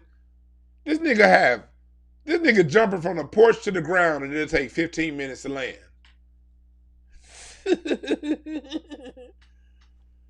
Oh man, but I do love Boo, man, because Boo will always put me up on his comedy shows when he had comedy shows when I was just getting started out in comedy.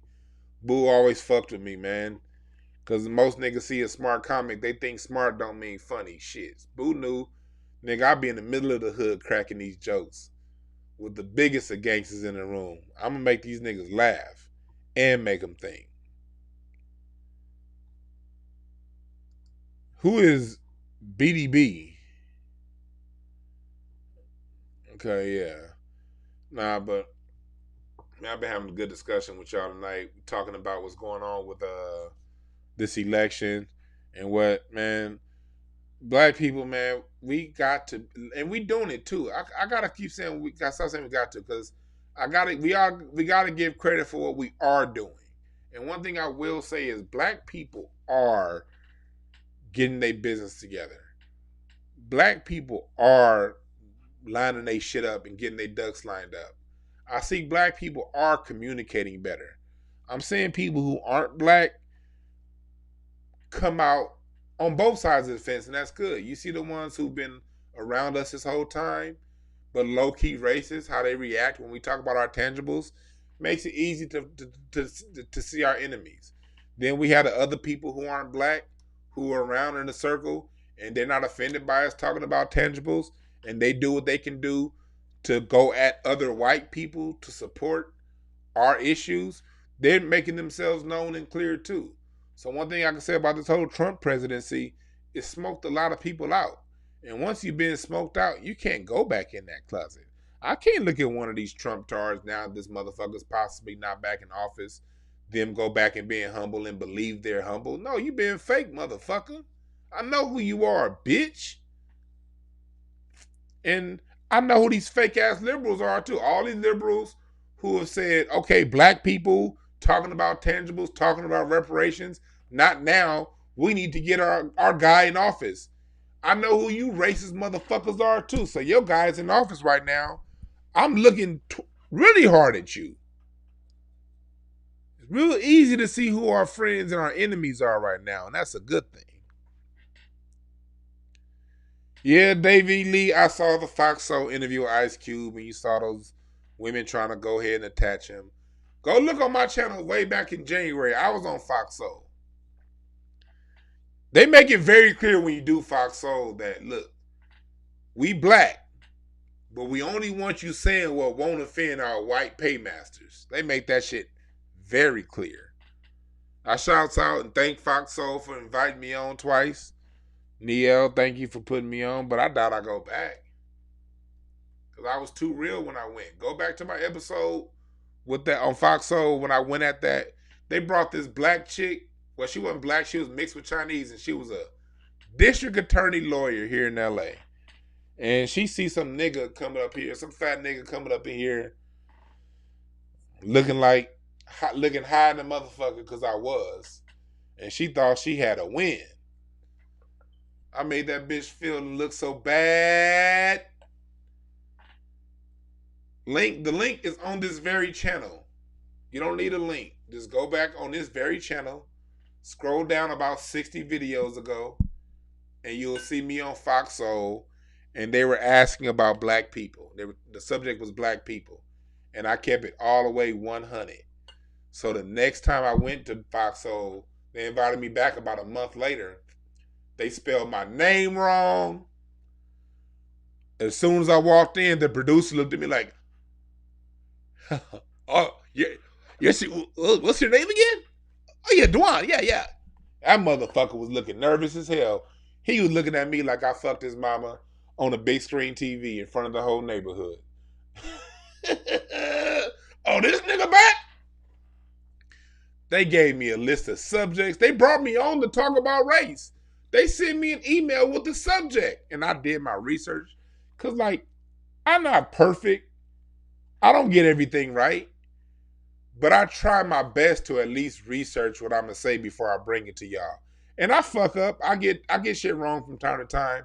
But I at least try my best to come and only speak when I understand what I'm talking about. I don't talk about shit that I don't know. So as soon as I got there, they switched the whole lineup up. They didn't ask none of them questions that I had prepared for. They were like, we ain't about to let this nigga shine again. So that's what Fox Soul is about. They don't want to see real alpha niggas that don't give a fuck come on and speak for black people. I appreciate you too, Star. I appreciate you, Poppin' and Jerry Carr. I appreciate all y'all. Shit. Cause like, man, it's as a black person like me, you feel I've always been this way, man, but you feel weird talking like this because you don't hear niggas like me on TV. You just don't. So when you go on Fox, they kind of make it very clear. It's like when you kind of deviate and go outside the box from where they want you to, you feel that pressure on the stage. Like that second time when Mike Hill was on, the first time I did Fox Soul, it was a woman.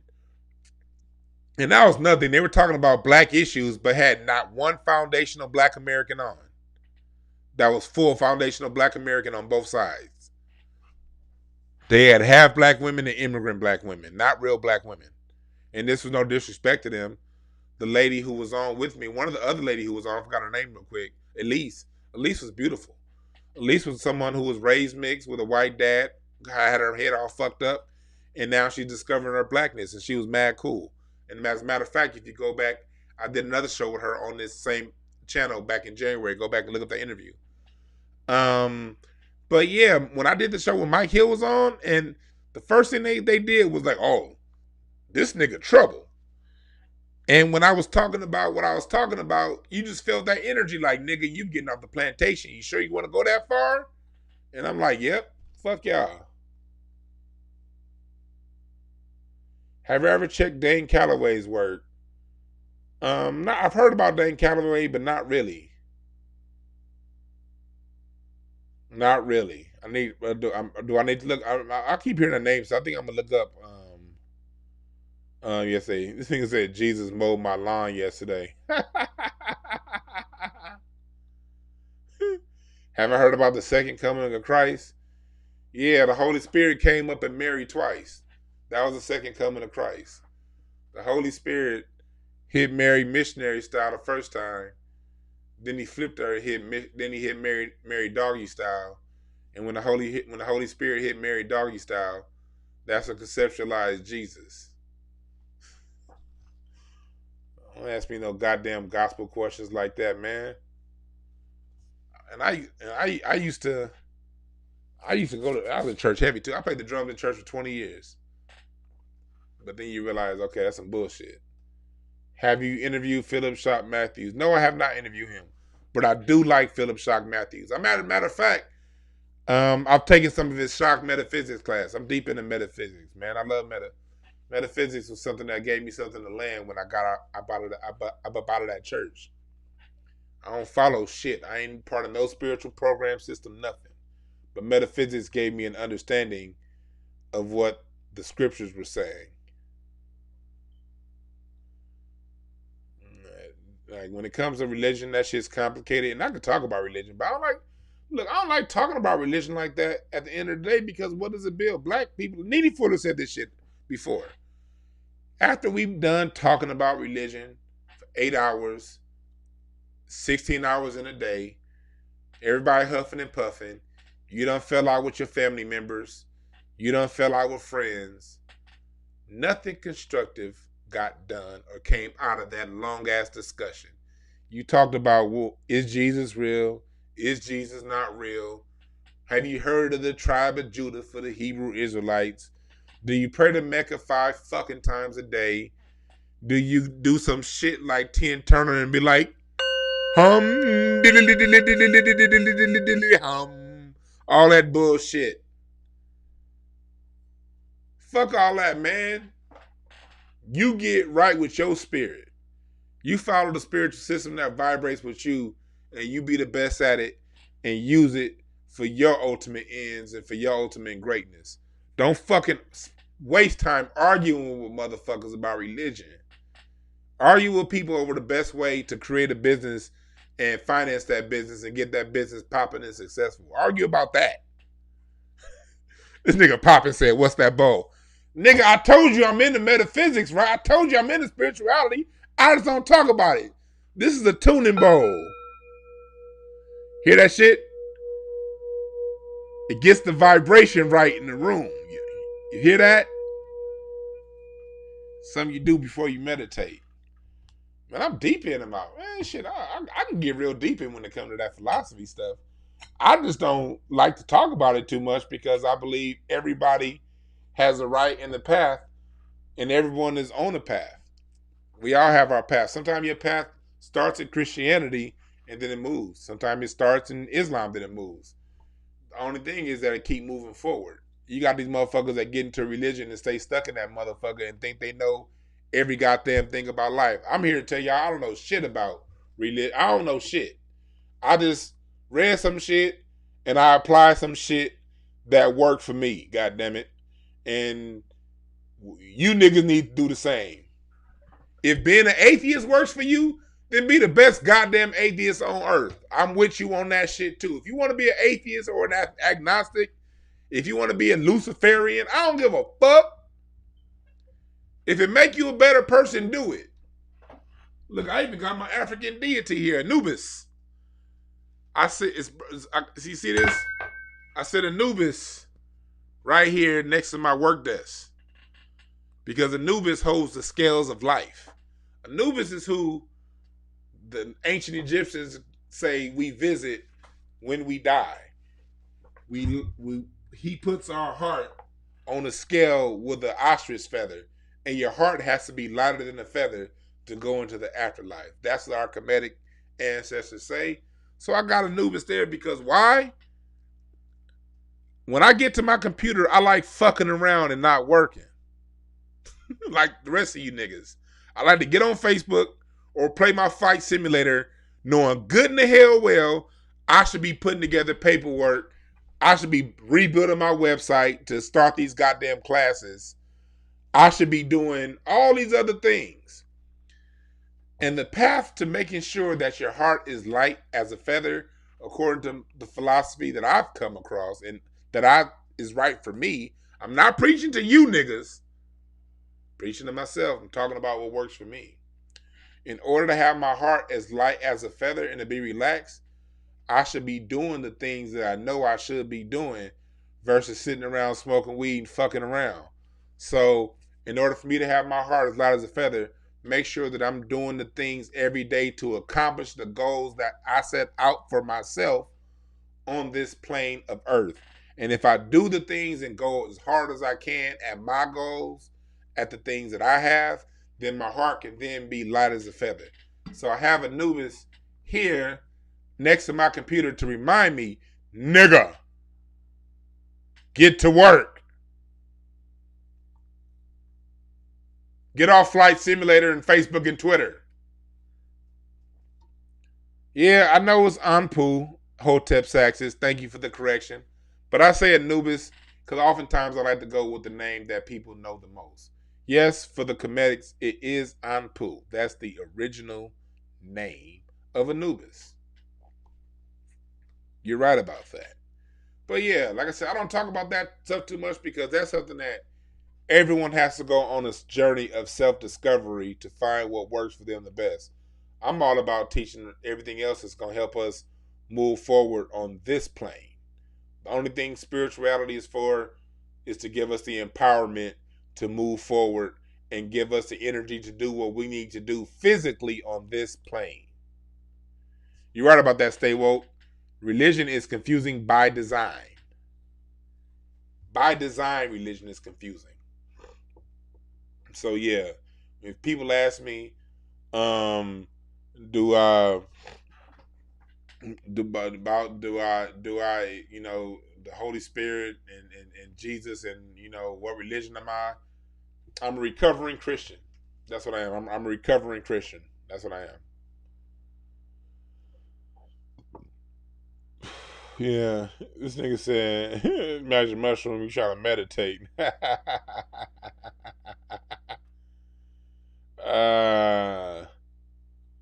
Yeah, the more you learn, the more you, that's real shit. The more you learn, the more you realize you don't know. That's why I'm always trying to learn shit.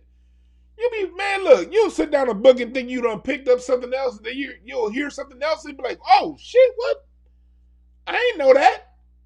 And then you get all up into it.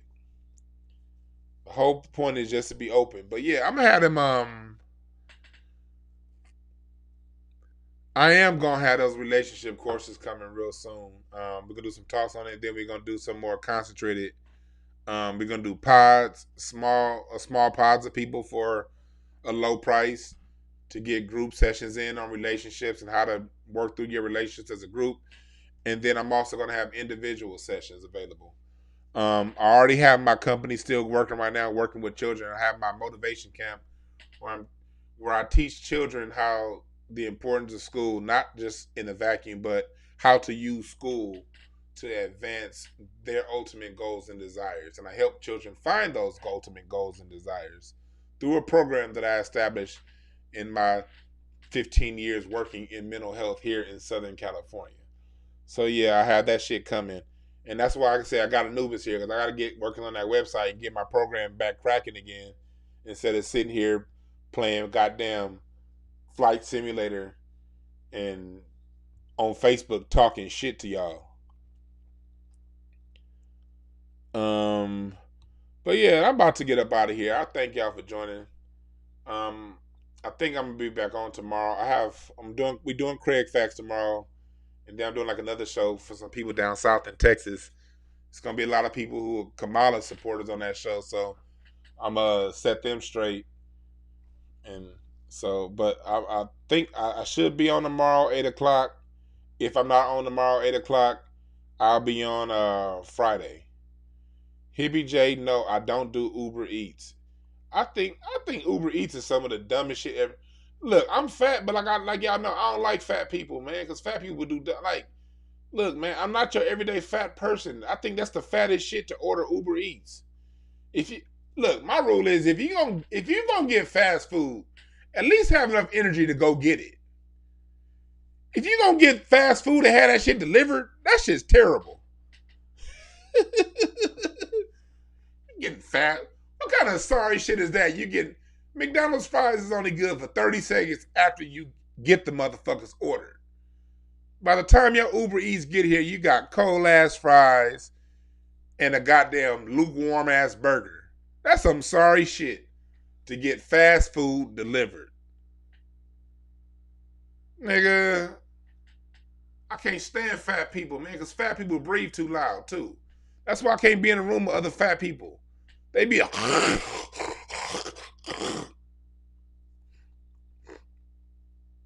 If you so fat, I hear your neck weight, then it's really time to lose weight. You ain't heard me breathing yet, have you? I got this condenser mic right here. Man, fat people be out of line, man. Fat people's shoes be leaning to the side, too.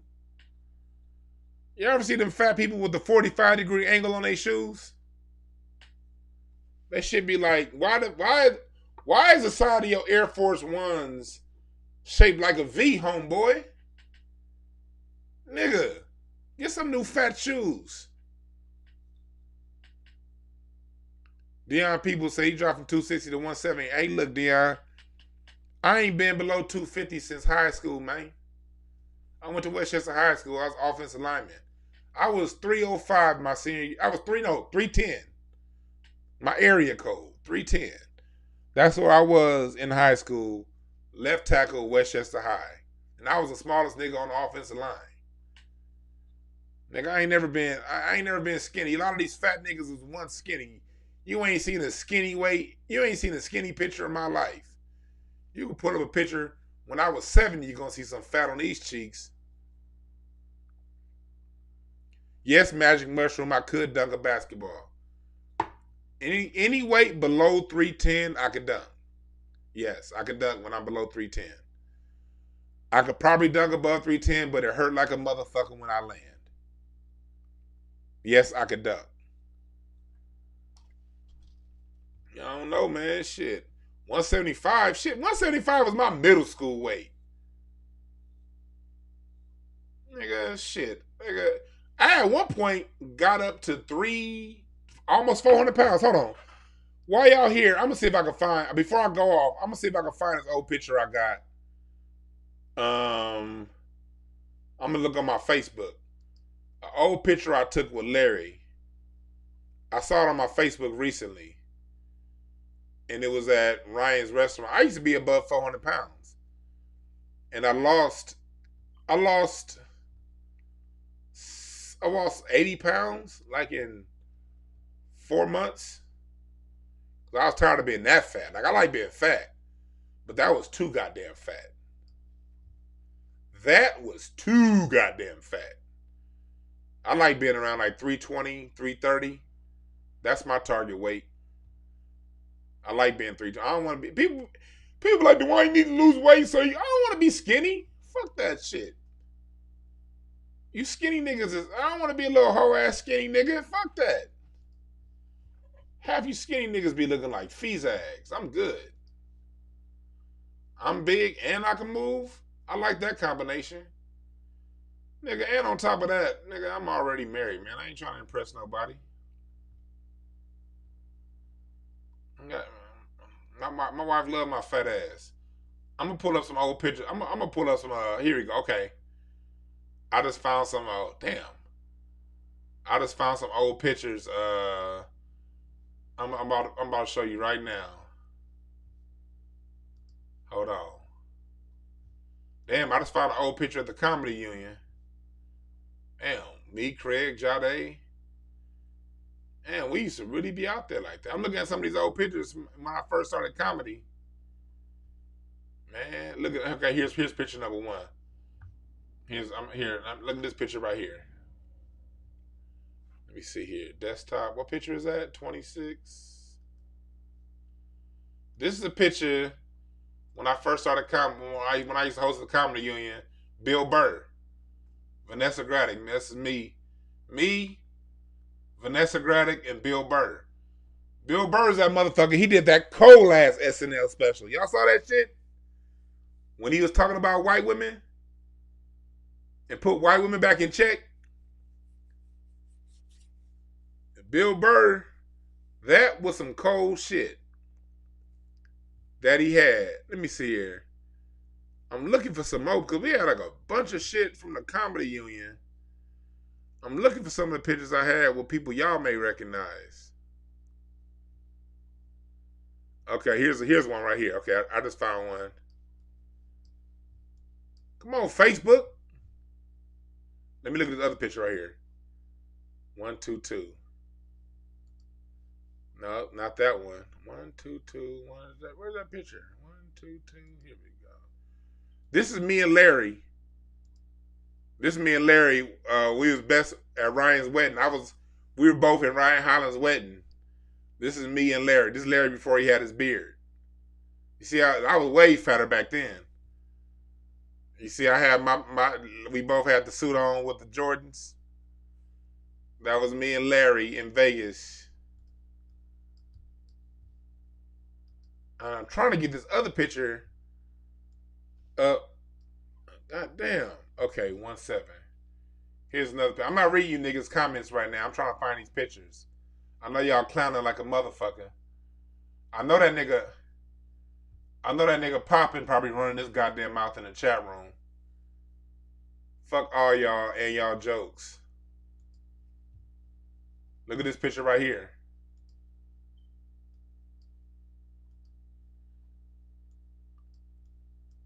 Antoine Young. Y'all remember London Brown from that show Ballers? Brandon Lewis from All Deaf Digital. To Hear More, All Deaf Digital.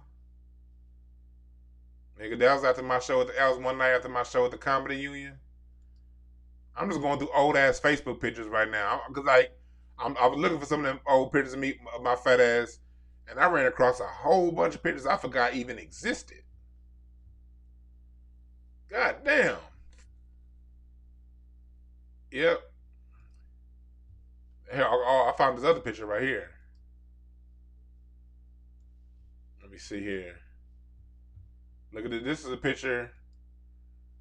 This is like back when I was 400 pounds, hosting at the Comedy Union.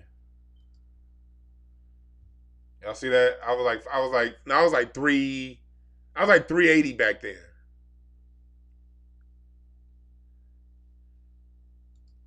Yeah, nigga. Yeah. So yeah. Let's show you motherfuckers. I ain't bullshitting when I tell these stories. We got a fuck. Oh, here's another one here. I forgot about this picture right here. God damn it. This is the last one I'm gonna show y'all, and I'm gonna show y'all other pictures on another time. What picture is that? 128. 128 here. Look at this picture right here. This is me, Larry, and Big Ja. Y'all know Big Ja. That's crazy because Jade back then, this nigga had his camera out back then. I remember Jade was putting these videos up. Jade's a testament to sticking to it. Jade for years will put these videos out. 50 viewers, 40 viewers, 5 viewers. He filmed sketches at my apartment. Jade used to live down the street from me. He filmed sketches here. This motherfucker Jade filmed sketches for years. 10, 20 people watching. Every nigga that so-called owned ignoring that nigga. Kept doing it. Now this nigga got his own app. 3-4 million views per video. And yes, that's Larry's bitch ass without the beard. That's my boy KD and Brandon. KD's a funny motherfucker. He was on Fox O recently. Brandon Wiley. Two funny motherfucking ass comics.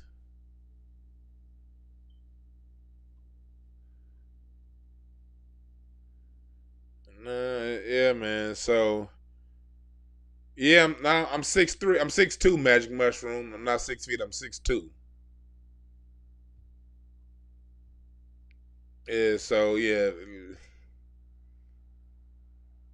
I see this shit.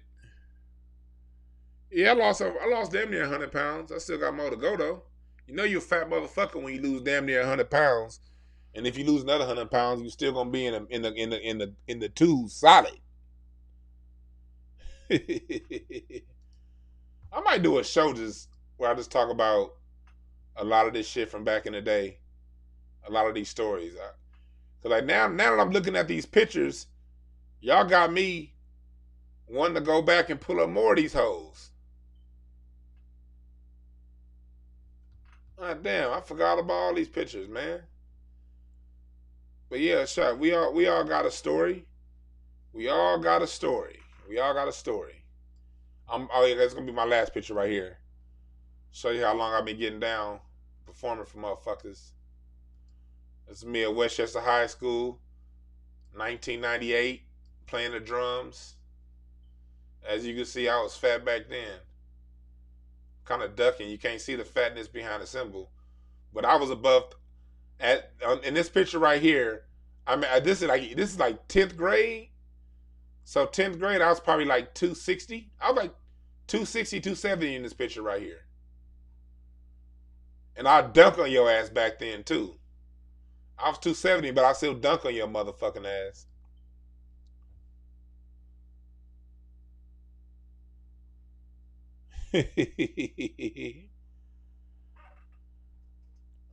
So yeah, man. So this is my hippie J said my poor feet. No, it's not. My feet was fine. The only hippie J, it's your mama's pussy that had a problem with this weight, man. I wore that shit out. That's why she couldn't have no more babies. She tried to have one, but that motherfucker dropped out like a turd because I wore that motherfucker out so heavy. Hippie J. That's the biggest victim of his weight. Oh, popping! I got way more potential guests than that. I got a lot of shit ready for y'all. Like I said, I got a whole nother. I got. Do you know I already have interviews that I've already done? I just haven't released yet with blues legend Bobby Rush. I've done some shit with Motown legends. I got shit. I got interviews lined up with cats from the TDE camp. I got on my music show that I'm getting ready to release. I just want to release that right and get the money right. I'm not gonna release those interviews until the money's right.